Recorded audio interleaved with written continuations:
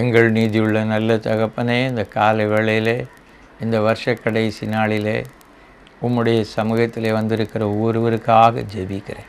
அவர் தம்முடைய நாமத்து நிமித்தம் தம்முடைய நீதியின் பாதையில் நடத்துகிறார் என்று சொன்னது போல உம்முடைய ஜனங்களை இந்த ஆண்டு முழுவதுமாக நீ நீதியின் பாதையில் நீ நடத்தி வந்திருக்கிறீர். அதற்காக நாங்கள் நன்றி சொல்லுகிறோம். இன்னும் நீதியுள்ள பிதாவே, உம்முடைய வழிகளிலே நடக்கும்படியாக எங்களை வழி நடத்த வழுவாதபடி காக்க வல்ல தேவனாகிய நீர் சிருஷ்டிகராக இருந்து உதவி செய்யக்கூடியவராயிருக்கிறீர். அதை பெற்றுக்கொள்ளும்படியான நிலையிலே உம்முடைய பிள்ளைகளுக்கு இந்த காலை வேளையிலே அனுகிரகம் பாராட்டி உம்மை போற்றி புகழ வாழ்த்தி வணங்க சந்தோஷப்பட மகிழ்ச்சியாக்குவீராக. இயேசுவின் மூலம் பிதாவே, ஆமென். எனக்கு அருமையானவர்களே, இந்த ஆண்டினுடைய கடைசி நாளிலே தேவனுடைய சமூகத்திலே நாம் வந்திருக்கிறோம். இது நமக்கு ஒரு மகிழ்ச்சிகரமான ஒரு வேளை. இந்த வேளையை தேவன் நமக்கு தந்திருக்கிறார்.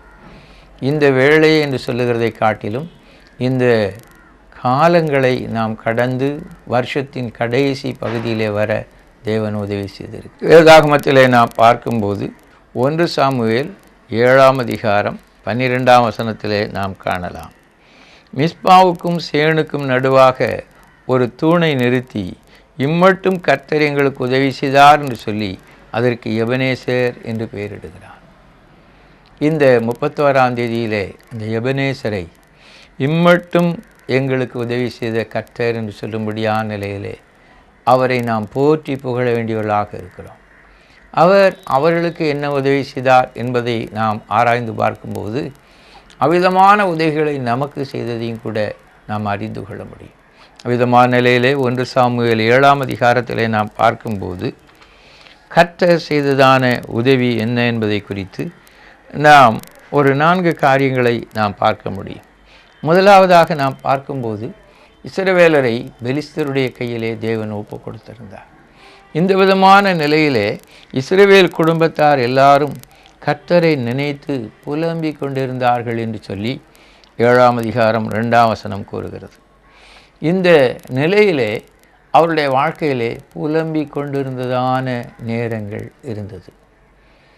அந்த நேரத்திலிருந்து தேவன் அவர்களை விடுதலையாக்கும்படியாக இந்த வார்த்தையை சொல்லியதான் நேரத்திலே இஸ்ரவேல் ஜனங்கள் பெலிஸ்தரை மேற்கொண்டார்கள்.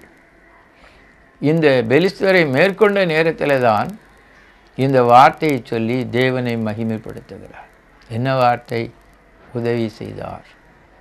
எனக்கு அருமையானவர்களே, இந்த வருஷத்தினுடைய ஆரம்பத்திலிருந்து இதுவரைக்கும் உள்ளதான நாட்களிலே எத்தனையோ நேரங்கள் புலம்பலை உடையவர்களாக நீங்கள் காணப்பட்டிருப்பீர்கள். உங்களுடைய வாழ்க்கையில் புலம்பி இருப்பீர்கள். அழுகிறது வேறு, புலம்புகிறது வேறு. புலம்புகிறது என்று சொல்லும்போது எதுவும் செய்யாத நிலையிலே, செய்ய முடியாத ஒரு நிலையிலே, பைத்தியக்காரர்களை போன்ற நிலையிலே, மன உளைச்சலிலே புலம்புகிற ஒரு அனுபவம். புலம்பின நாட்கள் உங்களுடைய வாழ்க்கையில் இருந்ததல்லவா? அந்த புலம்பிலிருந்து தேவன் உங்களை விடுதலையாக்கி உங்களை ஆனந்த பாடல்களை பாடும்படியாக மாற்றியிருக்கிறார் அல்லவா? அதை நீங்கள் நினைத்து பார்ப்பீர்கள் என்று சொன்னால் தேவனுக்கு எவ்வளவாக நீங்கள் நன்றி சொல்ல கடமைப்பட்டவர்களாக இருக்கிறீர்கள். இம்மட்டும் கர்த்தர் எங்களுக்கு உதவி செய்தார். புலம்பலை களிப்பாக மாற்றினார். சில நேரத்திலே சொல்லுவார்கள், இன்னும் நான் புலம்பலில் தான் இருக்கிறேன் ஐயா, எனக்கு ஒரு விடுதலை வரவில்லை என்று சொல்லுவார். எனக்கு அருமையானவர்களே, நம்முடைய வாழ்க்கையிலே விடுதலை எங்கேயோ இருக்கிறது என்று சொன்னால் நம்முடைய தேவனிடத்திலே தான் இருக்கிறது. அவருடைய ஞானமுள்ள வழிநடத்திலே தான் இருக்கிறது. அவருடைய ஞானத்தை நாம் அறிந்து கொள்ளும் போது, அவருடைய வழிகளை நாம் அறிந்து கொள்ளும் போது நம்முடைய வாழ்க்கையிலே நாம் எந்த நிலைமையில் இருந்தாலும் கர்த்தரை துதிக்கக்கூடியதான ஒரு கிருபைக்குள்ளாக நாம் காணப்படுவோம். அப்பொழுது நான் கர்த்தரை காலத்திலும் ஸ்தோத்திரிப்பேன். அவர் துதி எப்போதும் என் வாயில் இருக்கும் என்று சொல்லும்படியான அளவிலே உள்ளான மனுஷனிலே ஒரு விடுதலை பெற்றவர்களாக, நம்முடைய வாழ்க்கையிலே தேவனை பாடி மகிழுகிறவர்களாக, நம்முடைய வாழ்க்கையிலே தேவனை போற்றி புகழுகிறவர்களாக, நம்முடைய புறம்பான சூழ்நிலைகள் எப்படி இருந்தாலும் உள்ளான நிலையிலே நமக்கு இருக்கிற நம்பிக்கையிலே நாம் சந்தோஷமாக இருக்க முடியும். அவ்விதமான நம்பிக்கையிலே சந்தோஷமாக இருக்கும்படிக்கு ரோமர் 12:12 சொல்லப்பட்டிருக்கிறது. உபத்திரவத்திலே பொறுமையாயிருங்கள், ஜெபத்திலே உறுதியாய் தரித்திருங்கள், நம்பிக்கையிலே சந்தோஷமாயிருங்கள். ஏனென்றால் நான் நம்புகிறது அவராலே வரும் என்று சொல்லும்படியாக தேவன் நமக்காக யாவையும் செய்து முடிக்கிறவராக இருக்கிறார்.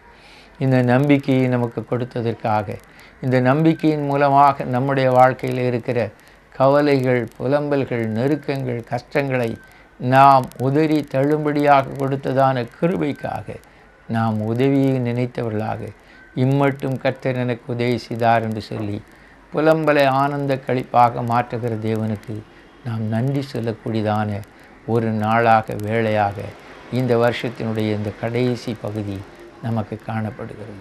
இஸ்ரவேல் ஜனங்களுடைய வாழ்க்கையில் இருந்த புலம்பலை மாற்றி அவர்கள் பெலிஸ்தரை மேற்கொள்ளும்படியாக உதவி செய்ததான உதவிக்காக இம்மட்டும் உதவி செய்தார் என்று சொல்லி தேவனை மகிமைப்படுத்தினார்கள். இரண்டாவதாக நாம் பார்க்கும்போது அதே 7ஆம் அதிகாரம் 3ஆம் 4ஆம் வசனத்தை நாம் வாசித்து பார்க்கும்போது சாமுவேல் இஸ்ரவேல் ஜனங்கள் புலம்புகிறதை பார்த்து ஒரு வார்த்தை சொல்லுகிறார். நீங்கள் உங்கள் முழு இருதயத்தோடும் கர்த்தரிடத்தில் திரும்புங்கள், அப்பொழுது அவர் உங்களை பெலிஸ்தருடைய கைக்கு நீங்களாக்கி விடுவார் என்றார். இஸ்ரவேல் புத்திரர் பாகால்களையும் அஸ்தரோத்தையும் விலக்கிவிட்டு கர்த்தர் ஒருவருக்கே ஆராதனை செய்தார்கள். நாம் என்ன சொன்னாலும் கூட அதை ஏற்றுக்கொள்ளுகிறதான மக்கள் ரொம்ப சொற்பம்.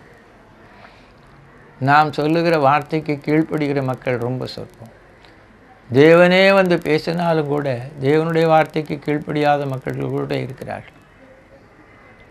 ஆகையினால தான் இயேசு கிறிஸ்து சொன்னதான ஓமையிலே ஐஸ்வர்யவான் நரகத்திலே வேதனைப்படும் போது ஆபிரகாம் அடியில் இருந்ததான லாசருவை அனுப்பி என் சகோதரர்களுக்கு நான் இங்கே இருக்கிறதை போய் சொல்லும்படியாக ஆபிரகாமை வேண்டிக் கொள்ளுகிறான். அப்பொழுது ஆபிரகாம் சொல்லுகிறான், அங்கே தீர்க்கதரிசிகள் இருக்கிறார்கள், அந்த தீர்க்கதரிசிகளுக்கு அவர்கள் செவி கொடுக்காவிட்டால் இங்கிருந்து ஒருவன் போனாலும் கூட செவி கொடுக்க மாட்டார்கள் என்று சொல்லுகிறார். தீர்க்கதரிசிகளோ தேவனுடைய மனுஷரோ எதற்குமே செவி கொடுக்காத மக்களும் இருக்கிறார்கள். ஆனாலும் தேவன் கிருபையாக நம்முடைய வார்த்தைக்கு செவி கொடுக்கும்படியான மக்களை இந்த உலகத்திலே கொடுத்து நம்முடைய வார்த்தைக்கு செவி கொடுத்தது நிமித்தமாக உண்டானதான நன்மையை பெற்றுக்கொண்டவர்களும் இருக்கிறார்கள். அவ்விதமாக நம்முடைய குடும்பத்திலே, நம்முடைய தெருவிலே, நம்முடைய ஊரிலே நமக்கு தெரிந்ததான எத்தனையோ மக்கள் மனம் திரும்பி இருக்கிறதை குறித்து நாம் சிந்தித்து பார்க்கும்போது அது தேவ செயல். நம் மூலமாக மனம் திரும்பினதான மக்களுக்காக தேவன் நமக்கு செய்ததான உதவி என்று சொல்லி உணர்ந்து நன்றியுள்ள இதயத்தோடு இம்மட்டும் கர்த்தர் எங்களுக்கு உதவி செய்தார் என்று சொல்லி போற்றி புகழ வேண்டியவர்களாக இருக்கிறோம். அவ்விதமான நிலையிலே மனம் திரும்புதலை கட்டளையிடுகிறதான தேவனுக்கு கீழ்ப்படிந்ததான நிலையிலே இஸ்ரவேல் ஜனங்கள் தங்கள் நடுவில் இருந்ததான பாகால்களையும் அஸ்தரோத்தையும் விலக்கிவிட்டு கர்த்தர் ஒருவருக்கே ஆராதனை செய்த உதவியை உணர்ந்து இஸ்ரவேலருக்காக சாமுவேல் சொல்லும்போது இம்மட்டும் கர்த்தர் எங்களுக்கு உதவி செய்தார் என்று எபனேசர் என்று சொல்லி அழைக்கிறான். நம்முடைய வாழ்க்கையிலே அதே போல மனம் திரும்பின மக்களுக்காக, விசுவாசத்துக்குள்ளாக வந்த மக்களுக்காக, பரிசுத்தத்துக்குள்ளாக வந்த மக்களுக்காக, தேவனுடைய சரீரமாகிய சபையின் அங்கமாக தேவனுடைய நாளுக்கு என்று ஆயத்தப்படுகிற மக்களுக்காக தேவன் செய்த உதவிக்காக நாம் நன்றி சொல்லும்படியாக தேவனுடைய கிரியைகளை சற்று நீங்கள் சிந்தித்து பாருங்கள். கர்த்தர் எவ்வளவு பெரிய காரியங்களை செய்தார். மூன்றாவதாக நாம் பார்க்கும்போது அவருடைய வாழ்க்கையிலே இந்த 7ஆம் அதிகாரம் 5ஆம் வசனத்திலே பார்க்கும்போது சாமுவேல் சொல்லுகிறார், நான் உங்களுக்காக கர்த்தரை மன்றாடும்படிக்கு இஸ்ரவேல் எல்லாரையும் மிஸ்பாவிலே கூட்டுங்கள் என்று சொல்லுகிறார். 7ஆம் வசனத்திலே இஸ்ரவேல் புத்திரர் மிஸ்பாவிலே கூடி வந்தார்கள். அதை பெலிஸ்தர் கேள்விப்பட்டபோது அவர்கள் இஸ்ரவேலுக்கு விரோதமாக எதிர்த்து வந்தார்கள் என்று சொல்லி பார்க்கிறோம். மூன்றாவதாக அவருடைய வாழ்க்கையிலே அவர்கள் கூடி வந்தார்கள். கூடி வாழ்ந்தால் கோடி நன்மை, ஆனால் கூடி வருகிறதே பெரிதான காரியமாக இருக்கிறது. கூடி வந்தார்கள், ஒருமித்து வந்தார்கள். எனக்கு அருமையான தேவனுடைய பிள்ளைகளே, குடும்பமாக ஒருமித்து வாழுகிறது, சபையாக கூடி ஆராதிப்பது, தேவ ஜனங்களாக ஒருமித்து தேவனை உயர்த்துவது, எவ்வளோ அருமையான ஒரு காரியம்! இப்படிப்பட்டதான் நிலையிலே எவ்வளவோ மக்கள் எவ்வளவோ பிரயாசங்களை எடுத்து உதவிகளை காண முடியாதபடி, காரியங்கள் நிறைவேறாதபடி மன சஞ்சலப்பட்டு இந்த உலகத்திலே வாழ்ந்ததையும் அறிந்திருக்கிறோம். ஆனால் கிருபையாக கர்த்தர் கட்டுகிறதான நிலையிலே சபையையும் நகரத்தையும் ஜனங்களையும் வீட்டையும் கட்டுகிறதான நிலையிலே அவர் செய்ததான ஒவ்வொரு கிரியைகளையும் நாம் சிந்தித்து பார்க்கும்போது இந்த வருஷத்திலே எத்தனையோ நன்மைகளை அவர் செய்தார், எவ்வளவோ செய்தார். குடும்பத்தை கட்டினார், அவர் சபையை கட்டினார், ஜனங்களை கட்டினார். இன்னும் ஏராளமான மக்களை ஒருமித்து தேவனை மகிமைப்படுத்தும்படியாக கொண்டு வந்து அவைகளை நாம் சிந்தித்து பார்க்கும்போது அவர் நமக்கு செய்த உதவியை நாம் மறுக்க முடியாது, அதை மறக்கவும் முடியாது, மறைக்கவும் முடியாது. அவ்விதமான நிலையிலே அவர் இம்மட்டும் எங்களுக்கு உதவி செய்தார் என்று சொல்லி அவரை துதிக்கத்தக்கதான நிலையிலே அவருடைய உதவி காணப்படுகிறதாக இருக்கிறது. கடைசியாக பார்க்கும்போது அவருடைய வாழ்க்கையிலே அவர்கள் பெலிஸ்தரை மேற்கொண்டார்கள். புலம்பி இருந்தவர்கள், மனந்திரும்பினவர்கள், தங்களுடைய வாழ்க்கையிலே கூடி வந்தவர்கள் எதிர்ப்பை சந்தித்ததான நிலையிலே அந்த எதிர்ப்புகளின் நடுவிலே தேவன் கிரியை செய்து பெலிஸ்தரை முறியடித்தார். பெலிஸ்தருக்குள்ளாக ஒரு கலக்கத்தை உண்டாக்கினார். அவர்கள் இஸ்ரவேலுக்கு முன்பதாக பட்டு விழுந்தார்கள் என்று சொல்லி 1 சாமுவேல் 7:10 சொல்லப்பட்டிருக்கிறது. தேவன் கிரியை செய்யும்போது மனுஷனால் ஒன்றும் செய்ய முடியாது. தேவனுடைய சக்திக்கு முன்பதாக பிசாசின் சக்தியோ மனுஷனுடைய சக்தியோ எதுவும் மேற்கொள்ள முடியாது. இம்மட்டும் உங்களை அவ்விதமாக காத்து இந்த கடைசி நாளிலே இந்த தூதை கேட்கும்படியாக உங்களுக்கு கிருபை கொடுத்ததான கர்த்தரை நீங்கள் சிந்தித்து பாருங்கள். அவர் எவ்வளவாக உதவி செய்தார், இம்மட்டும் உதவி செய்தார் என்று சொல்லி நன்றி சொல்லி ஸ்தோத்திரத்தோடு ஜெபிப்போம்.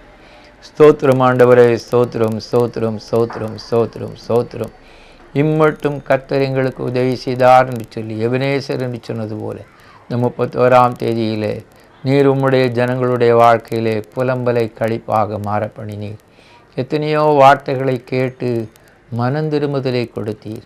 உம்முடைய சமூகத்திலே கூடி வர, உம்முடைய சமூகத்திலே உண்டாகிறதான நல்ல ஆலோசனைகளை கேட்டு வளர நீ கிருபை கொடுத்தீர். நன்றியோடு ஸ்தோத்திரிக்கிறோம். இதற்கு எதிரடையாக வந்த பெலிஸ்தரை போன்றதான எதிர்ப்புகளின் நடுவிலே ஜெயத்தை கொடுத்தீர். இன்னும் நீ ஜெயபலமானவராக இருக்கிறீர்.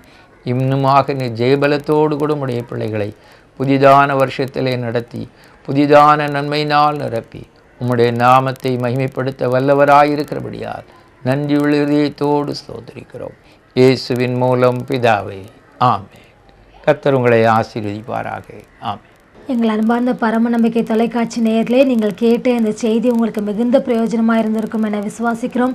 உங்களுக்கு என்ன ஜெப தேவைகள் இருந்தாலும் எங்களோடு தொடர்பு கொள்ளுங்கள். உங்களுக்காக நாங்கள் பாரத்தோடு ஜெபிக்க ஆவலோடு காத்திருக்கிறோம். தேவன் தாமே உங்கள் ஒவ்வொருவரையும் ஆசீர்வதிப்பாராக.